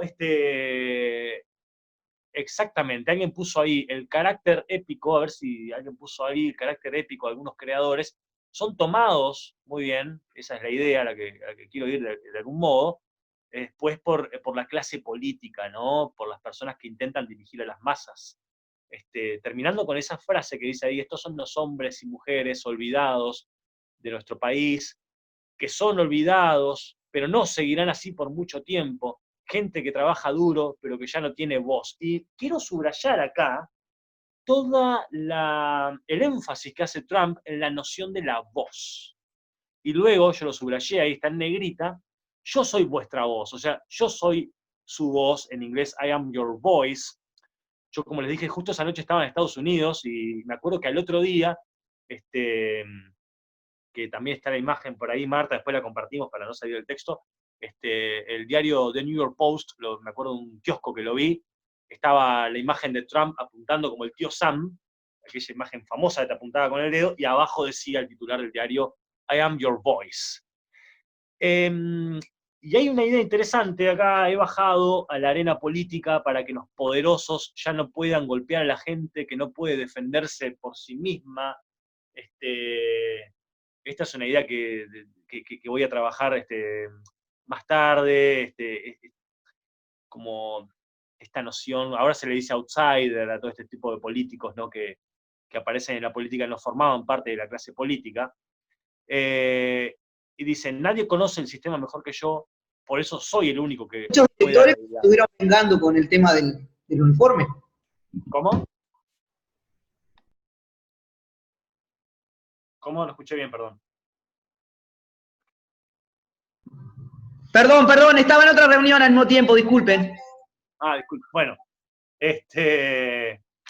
y sigo leyendo, he visto en primera persona cómo el sistema es amañado contra nuestros ciudadanos, igual que lo fue contra Bernie Sanders, al que nunca se dio una oportunidad, nunca. Bueno, acá muy sordo Trump, porque habla de Bernie Sanders, que es el candidato eterno, ¿no? De la izquierda, un perfil asociado a la izquierda, ¿no? Y si bajamos un poquito, vamos a leer la parte en que, del video que vimos, a ver, más abajo, a ver, más arriba, perdón, casi al final de la primera página, ahí. Yo elijo recitar una promesa diferente. Mi promesa dice así: estoy con ustedes, con el pueblo estadounidense. Yo soy su voz. Así que a todos los padres que sueñan para sus hijos y a cada niño que sueña con el futuro, les digo estas palabras esta noche. Estoy con ustedes y lucharé por ustedes y ganaré por ustedes. A todos los estadounidenses esta noche, en todas nuestras ciudades y pueblos, les hago esta promesa. Haremos de Estados Unidos un país fuerte nuevamente. Haremos de Estados Unidos un país orgulloso nuevamente. Haremos de Estados Unidos un país seguro nuevamente. Haremos de Estados Unidos un gran país nuevamente. Que Dios los bendiga y feliz noche, los amo.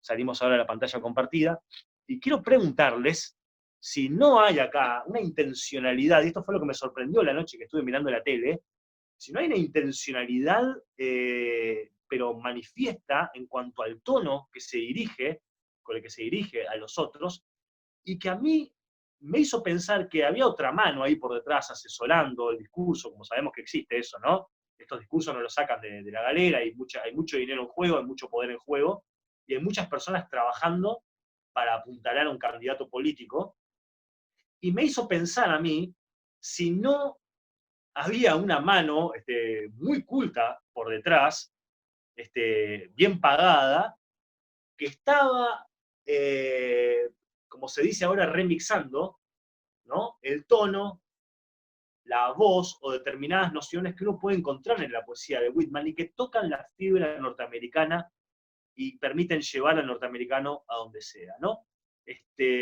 Algo que me impresiona mucho de este final del discurso es, ustedes vieron cómo mueve la mano Trump y marca los acentos. Él siempre está como silabeando muy bien. Ustedes recuerdan a veces en las clases cuando tenemos que decir a los chiquilines marcarle los acentos interiores de un verso, uno a veces hace así con la mano, ¿no? Para llevar a los chiquilines que a través de la mirada se conectan después con esa noción sonora. La forma en que pronuncia y determinados rasgos que aparecen acá como las aliteraciones, ¿no? Como al final del verso, al final del discurso, vieron que se repiten las frases. Uno percibe también esta forma de, como le llamamos como se llama en lingüística o en español, la de Ixit, ¿no? Esta forma de referirse, de apuntar y decir, estos son los trabajadores, estos son los padres, estos son los niños. Recuerden recuerden las típicas construcciones de Walt Whitman incluso, ¿no? Yo hoy leía una que era, estos son en verdad los pensamientos de todos los hombres en todas las épocas y países, no son originales míos, sigue diciendo el poema de Whitman. Hay acá anáforas, ahí está, yo dije aliteraciones, muchas gracias, son anáforas. Hay acá una clara intencionalidad de recoger la tradición de un discurso, y como estaba diciendo alguien acá en el chat, utilizarlo con medios políticos y utilizarlo para el poder con mayúsculas, ¿no? Y yo quiero ahora compartir pantalla un texto que es porque esto me parece a mí muy sorprendente, es un fragmento de una novela de, escuchen el año, 1983, escrita por el escritor estadounidense Gore Vidal. Es un escritor fascinante que ha pensado toda la sociedad norteamericana. Tiene una gran novela sobre Abraham Lincoln, por ejemplo. Esta novela se llama Duluth. Duluth es un pequeño pueblo que vive Duluth es un pequeño pueblo, perdón, que queda en el norte del estado de Minnesota, que tiene la particularidad de ser el lugar donde nació Bob Dylan, además. con el apellido Zimmerman, recuerden. Y a ver si podemos compartir un fragmento de la novela Duluth, de 1983, del escritor Gore Vidal, que es una novela muy interesante, con un perfil muy postestructuralista, una rareza realmente, incluso dentro de la obra de Gore Vidal. Y ahí dice, pero cuando el alcalde probó con aquel número de Washington, el viejo presidente de la televisión salió inmediatamente en antena y dijo, y antes de leer esto, lo que dice el presidente de la televisión, ustedes recuerden que Trump es muy conocido sobre todo por la escena de la televisión. De hecho, yo lo conocía poco cuando empecé a averiguar en un momento quién era Trump. Fue un hombre que para el que la televisión fue algo muy importante. De hecho, se dice que es alguien adicto a la tele, además, ¿no? Y dice el presidente de la televisión en esta novela de Gore Vidal, dice, como saben, estamos devolviendo todo a los estados y las capitales y las pequeñas ciudades como esa en la que yo crecí. Y bien agradable que era, ya lo creo. Oh, éramos ricos desde luego, pero no lo sabíamos. ¿Qué es lo que hizo grande América? Y eso es lo que volverá a ser grande América, porque os estamos quitando de encima el gobierno. Eso significa, y ahí me lo tapó algo del chat, eso significa que a partir de ahora, a ver si se puede bajar un poquito la imagen, basta ahí la cita, perdón, ¿no? Porque os estamos quitando de encima el gobierno. Ahora podemos salir de la pantalla, gracias Marta. Y a mí me impacta muchísimo esta cita de Gore Vidal, porque es lo que llamamos la clarividencia literaria, ¿no? No en el sentido de Nostradamus, digamos, ¿no? Sino, yo recuerdo mucho un texto de un ensayo de George Steiner, en el que él analiza la palabra, creo que en alemán es Ungeziefer, creo que es así, que es la palabra con que el narrador de la Metamorfosis designa a ese animal indefinido en el que se transforma Gregorio Samsa. A George Steiner lo que le llamó mucho la atención es que 20 años después, 25 años después, los nazis, cuando gaseaban a los judíos en los campos de exterminio, utilizaban ese mismo término que utilizó Kafka en la Metamorfosis para designar en lo que se había transformado Gregorio Samsa. Dice George Steiner, esto no es clarividencia en el sentido más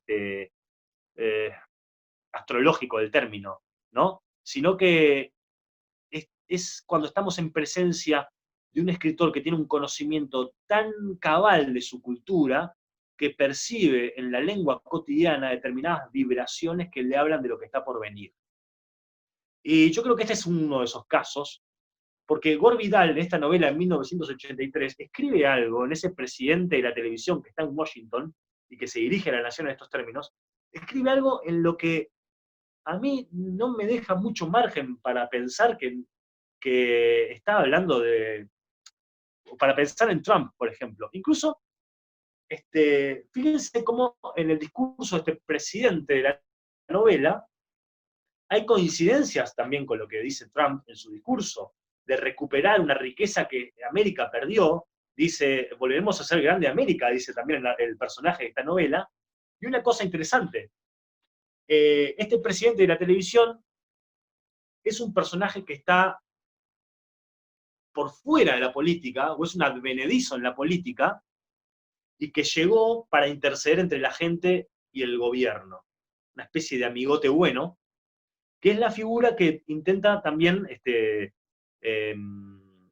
adoptar Trump en el discurso, ¿no? Él habla de cómo el gobierno ha tratado, y él dice, yo sé cómo funciona el sistema, bien lo que dice en un momento, y ahora me coloco en la política para interceder entre ustedes y el Estado, ¿no? Dijo gobierno, perdón, hoy. Yo creo que es para mí es muy interesante, y esto se complementa con otra cita de otro gran novelista estadounidense, en este caso Kurt Vonnegut. Kurt Vonnegut, 4 años después, en 1987, escribió una novela llamada Barba Azul, que es la historia de un pintor de Manhattan, y recorté una partecita, un fragmento, que a ver, Marta, si podemos compartirlo. En un momento, el narrador de esta novela, Barba Azul, de Kurt Vonnegut, que es el ayudante de este pintor en el que se centra la obra, dice, ahí está, dice, el secreto más oscuro de este país, me temo, es que demasiados de sus ciudadanos se imaginan que pertenecen a alguna otra civilización mucho más elevada. Esa civilización más elevada no tiene que ser otro país, puede ser también el pasado, los Estados Unidos como eran antes de que los inmigrantes y la liberación de los negros lo estropearan. Basta ahí la cita de Kurt Vonnegut, recordemos, un escritor norteamericano, y bueno, como muchos norteamericanos, muy crítico con su propia sociedad, y vean cómo esta novela también está esa sensación que recoge de la cultura, de que los estadounidenses perdieron algo que tienen que recuperar, y muchas veces eso que perdieron está asociado a, por ejemplo, a las llamadas minorías, ¿no? Que no son tan minorías, los negros, por ejemplo, en ese caso, o los inmigrantes, hoy por hoy lo que serían los latinos, ¿verdad? Que están bajo la mira en Estados Unidos, ¿verdad? Y fíjense cómo eso también forma parte del discurso que intenta recuperar Trump y de lo que él dice, ¿no? Y jugueteando con esta idea whitmanesca, ¿no? Bueno, perdón, ya que mencioné el tema de los negros en Estados Unidos, obviamente yo hice un recorte, pero tenía un bloque preparado justamente acerca de ese tema, que es un tema sumamente actual y urgente en Estados Unidos, y lo dejé afuera, pero también estuve leyendo mucho sobre James Baldwin, un escritor negro de Harlem, que reflexionó sobre muchas cosas que están pasando hoy en día, ¿no? Y que les recomiendo mucho, James Baldwin. Bueno, acá jugando con esta idea, jugueteando con esta idea de lo whitmanesco, es para mí inevitable pensar cómo, como también decían algunos ahí en el chat, cómo las figuras del poder o las que aspiran al poder se apropian de los discursos de las grandes mentes de un país, en este caso de un poeta, ¿no? Para, como se dice, llevar agua a su molino también, al molino del poder, ¿verdad? Y yo creo que también esto está basado en un dolor que el norteamericano siente, más allá de los prejuicios que puedan motivar ese dolor, y que esto está ejemplificado en la cita de Kurt Vonnegut, ¿no? Es como, yo pienso, es como que quedó una fibra whitmaniana ahí, desesperada, porque esa sociedad, ese país que cantó Whitman, como sabemos, ya no existe. De hecho, James Baldwin tiene una frase muy interesante en un ensayo que se llama Nadie sabe mi nombre. James Baldwin dice: los Estados Unidos son ahora un país que se encoge a un ritmo trepidante. Recuerden que justamente hoy hablamos del ensayo de Orwell, El vientre de la ballena, y Orwell decía, Whitman vivía en un mundo que se estaba ensanchando, amplificando todo el tiempo, ¿no? Y James Baldwin, un siglo después,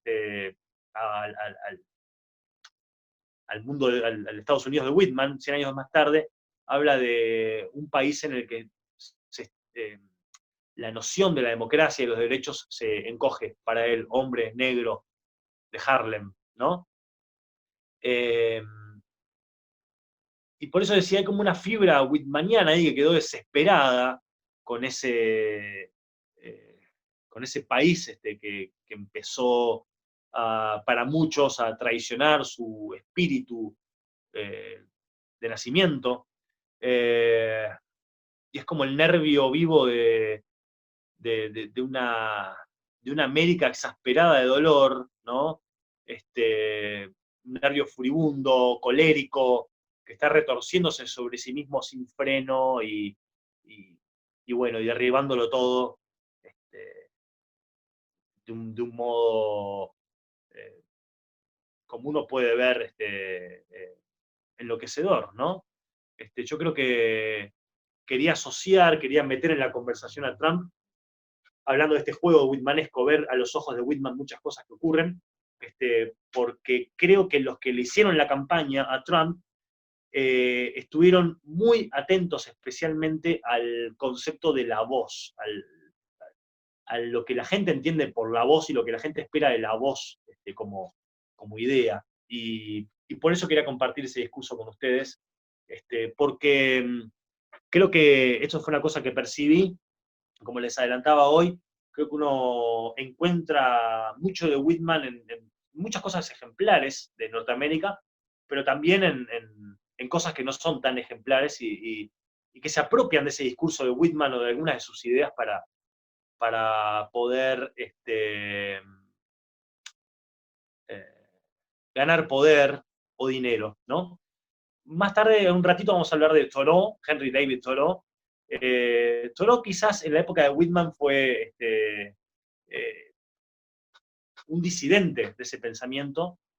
Ustedes recuerdan que Thoreau escribió un libro titulado Walden, o La vida en los bosques.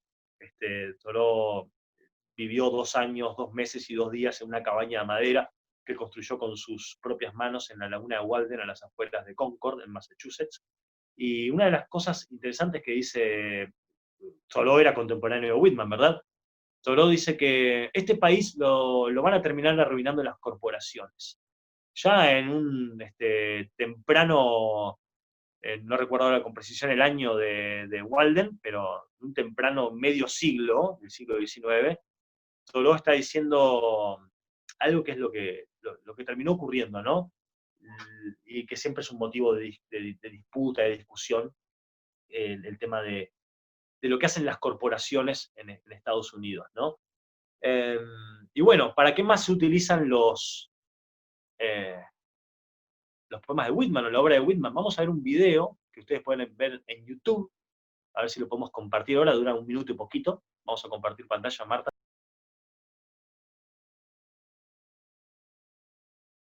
Bueno, lo que acabamos de ver, ya estamos en ya es los últimos 15 minutos de nuestra charla, es una de las varias publicidades que hizo la marca de pantalones de Jim Davis, utilizando poemas de Whitman. Ahí lo único que sentíamos era una voz en off recitando el poema de los pioneros, ¿no? Pioneers of Pioneers.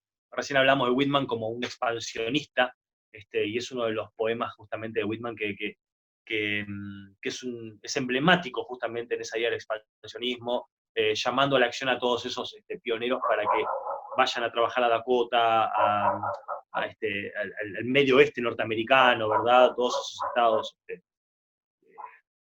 que después terminan en California, ¿verdad? Como vemos, también la publicidad ha sacado tajada de la obra de Whitman.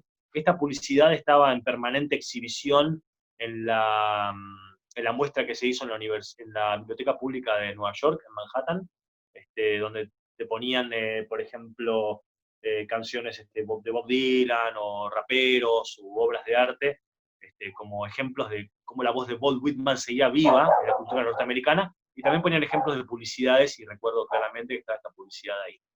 Bien, vamos ahora a una foto que es el 31 de mayo de 2019, estuve en la casa de Walt Whitman, se hizo una celebración ahí, a ver si podemos ver la foto.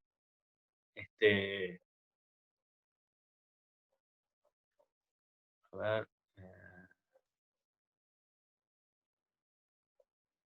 Bueno, esa es la casa natal de Walt Whitman, ahí nació un 31 de mayo de 2019, así estaba el 31 de mayo, perdón, nació en 1819, así estaba el 31 de mayo del año pasado, 2019, 200 años después, conservada por una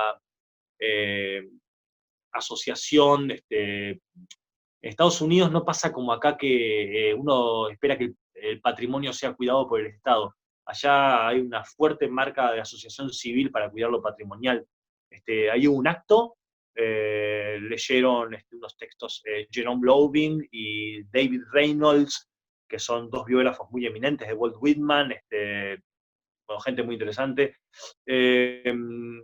Caso curioso ahí, que gente que hablaba conmigo, que todo el mundo te saca tema, te habla, la gente siempre muy amable, y cuando les decía que era Uruguay, inmediatamente me decían, de esas, no sé, 70, 80 personas que estaban ahí, muchas me dijeron, Uruguay, el país, Armando Basser tradujo Hojas de Hierba, tradujo a Whitman, uruguayo, así que fue quizás el lugar de Estados Unidos donde sentí que había un mayor promedio de conocimiento del Uruguay, o de no confundirlo con Paraguay, ahí en ese patio de los Whitman, así que me fui un poco contento.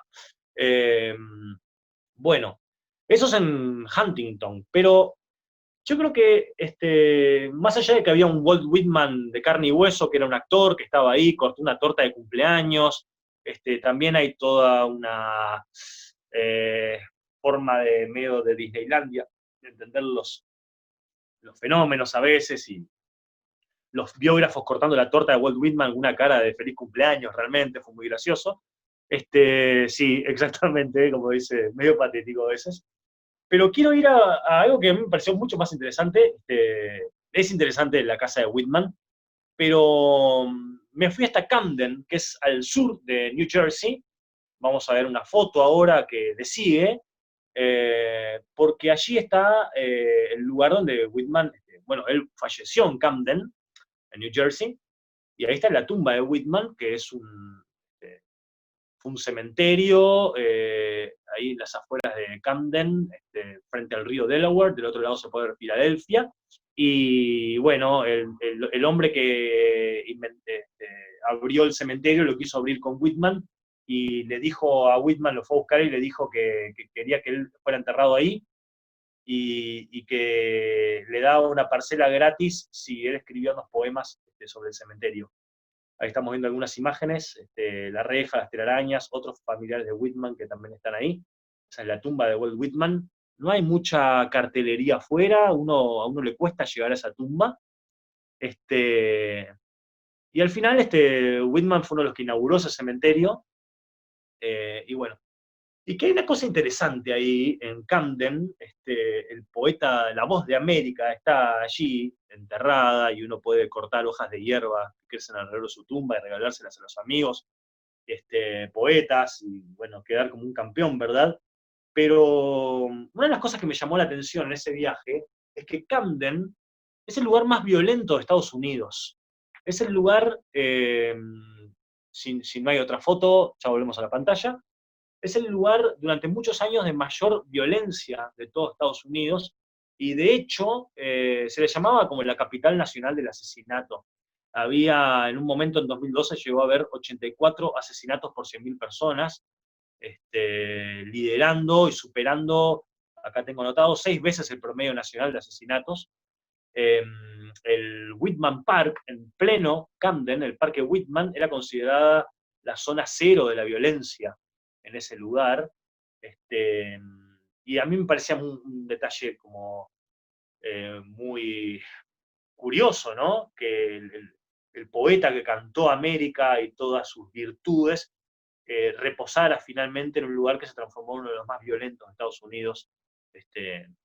Mucha de esa violencia, de esos asesinatos, tienen que ver también con las mafias y las pandillas de drogas.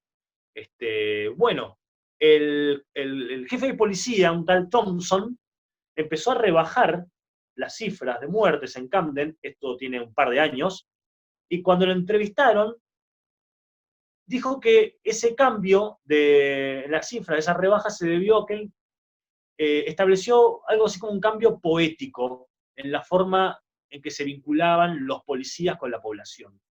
Me pareció un aproximarse diferente entre los unos y los otros para bajar las tasas de asesinatos. Me llamó la atención que utilizaba la palabra poesía, la palabra poética, para aproximar a la gente de un modo no violento, y así se fueron bajando los últimos 2-3 años las cifras de asesinatos. Bueno, vamos a ir un poco hacia al final. Vamos a ver una imagen de Henry David Thoreau. Esto coincide con el final de mi viaje. Estuve al final en el estado de Massachusetts, como ustedes saben, un estado en el que, bueno, ustedes tienen Boston, y hay una presencia muy fuerte de lo que se llama Nueva Inglaterra, ¿no? De los colonos.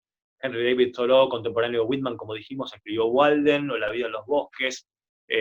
Un 4 de julio también decidió irse a vivir solo, casi sin contacto con la sociedad. Esto es muy discutido, dicen que iba a veces a comer a lo de la madre.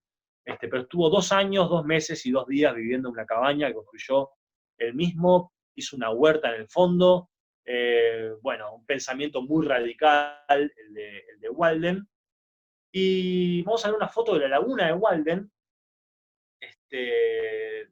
Esta laguna queda cerca de Concord. Como ustedes saben, Concord es de algún modo la cuna, se podría decir, de la literatura norteamericana. Allí vivió Ralph Waldo Emerson, allí peregrinó Walt Whitman, Poe, Hawthorne, Melville, que también cumplió 200 años de nacimiento el año pasado, por cierto. Ahí vivía Thoreau, y ahí vivía también el padre de una notable escritora también, que es Louise May Alcott, la autora de Mujercitas. De hecho, ahí está ambientada en esa zona la novela, Mujercitas, ¿no? Esa era la laguna de Walden. El escenario del libro de Thoreau, y donde vivió todo ese tiempo Thoreau, escribiendo unas páginas hermosas acerca de lo que es el respeto a la naturaleza, el cuidado, el cuidado de la soledad interior, el cuidado del alma, todo esto que hablábamos de la revolución interior, quizás la arañó Thoreau en esos lugares, ¿no? Quiero hablar de los legados, ¿no? Ya estamos acercándonos al final de la charla. Esa laguna, así como la ven, imaginen todo ese perímetro rodeado de unos edificios de 2, 3, 4 pisos. A principios de los años 90, un magnate le ofreció al estado de Massachusetts comprar esa zona y utilizar esa laguna como complejo hotelero, rodear la laguna de edificios. Se enteró de eso alguien que vamos a ver en una imagen ahora, Don Henley. Don Henley será conocido por ser el líder y el fundador de una banda de rock, de pop de Estados Unidos que todos conocemos, que es la banda Eagles, los autores del famoso tema Hotel California.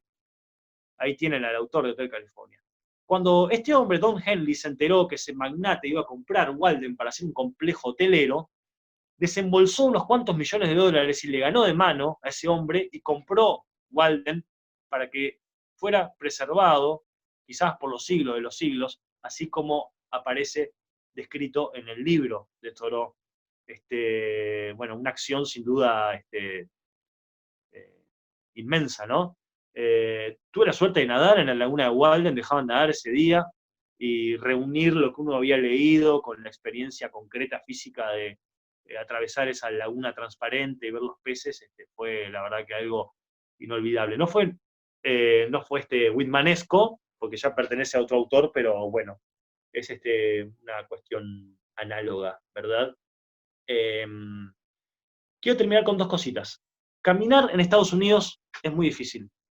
Whitman se vanagloriaba de tener la piel tostada, a diferencia de otros poetas en Europa que se vanagloriaban de tener la piel pálida, porque eso les daba un cierto aire de distinción, aristócrata. Esto lo estudia Susan Sontag en La enfermedad de sus metáforas. Whitman se vanagloriaba de tener la piel tostada por caminar, por andar, y también Henry David Thoreau, que tiene un ensayo precioso que se llama así, Caminar. Él utiliza un término inglés bellísimo que es sauntering, que también lo utiliza Whitman. Sauntering es un término muy definido que se utiliza para caminar, y sauntering tiene mucho que ver con la palabra santo, es decir, se refiere a aquellas personas que andaban caminando como buscando la Tierra Santa, ¿no? Entonces, Thoreau y Whitman, sobre todo Thoreau, adopta este término, sauntering, porque él consideraba que caminando era como se conocía, no solamente el entorno, sino cómo se conocía el alma de uno. Como uno caminando hacía una especie de cruzada por el alma propia, ¿no? Una de las cosas que me llamó mucho la atención es que es muy difícil caminar en Estados Unidos. Todo está hecho para los autos. Todas las veces que iba a un lugar y decía que no tenía automóvil, me miraban como una suerte de lisiado. Hay lugares donde no hay veredas, hay lugares donde no se puede andar porque la policía te para, no se puede hacer dedo en las rutas porque la policía te detiene. En muchos estados está prohibido hacer dedo.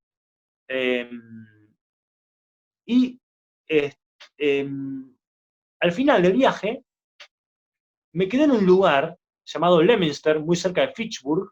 Fitchburg era en Massachusetts, un lugar que durante mucho tiempo fue el límite norte de lo que conocía Estados Unidos, Thoreau, antes de ir a Canadá.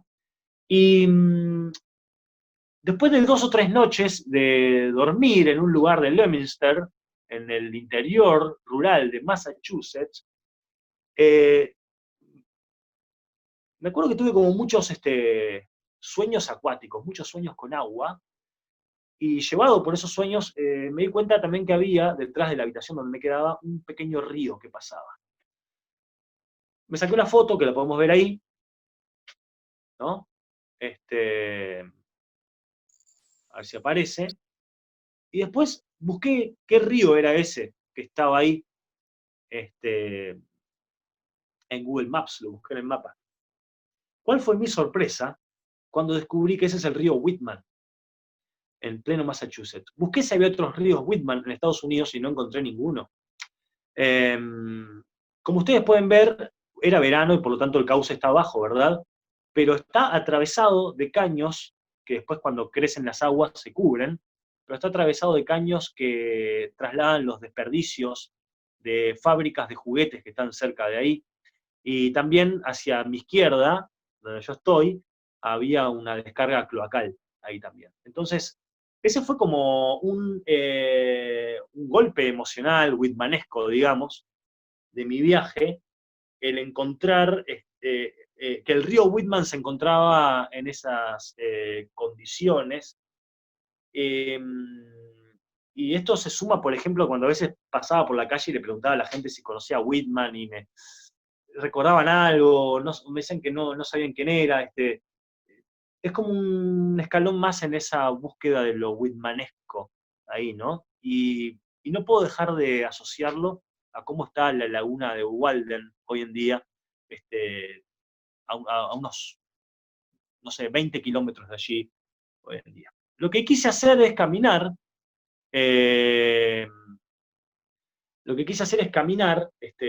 por ese lugar, como ustedes ven ahí, seguir el curso del río, y la gente que estaba alrededor inmediatamente me disuadió, me dijo que por favor no lo hiciera, si no quería que me llevara la policía.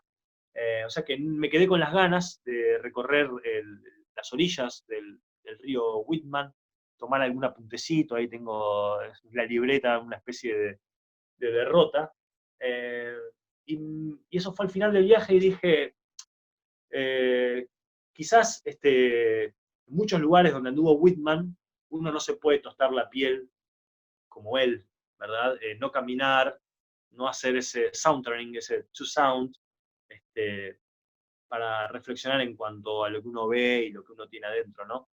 Y termino con un pequeño video, y este es el final, después podemos hacer una ronda de preguntas como quieran, que es un video del tren partiendo de la estación del pueblo de Concord.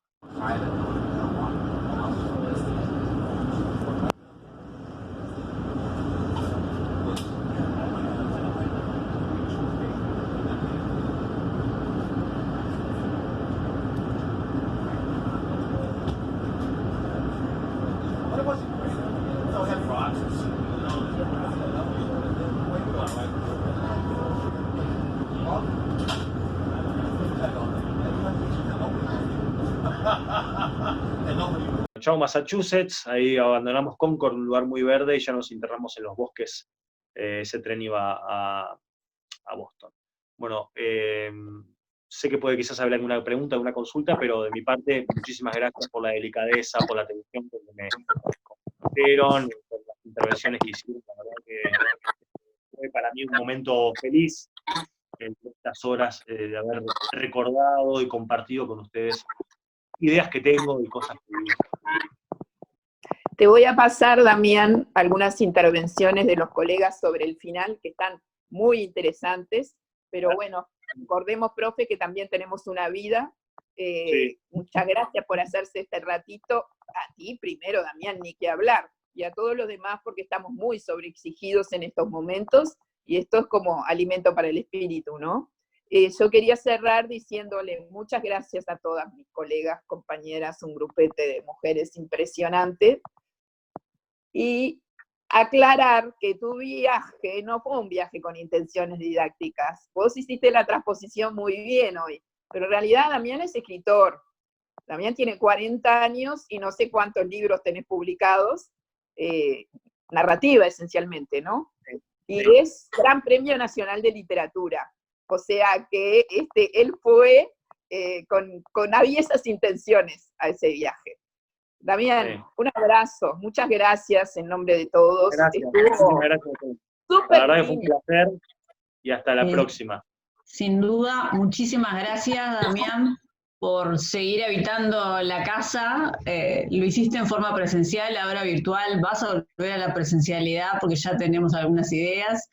Y bueno, y a mí además me encantaría que habitaras la casa de Alicia como escritor, ¿no? Para que compartamos tus aventuras como tal, tus personajes.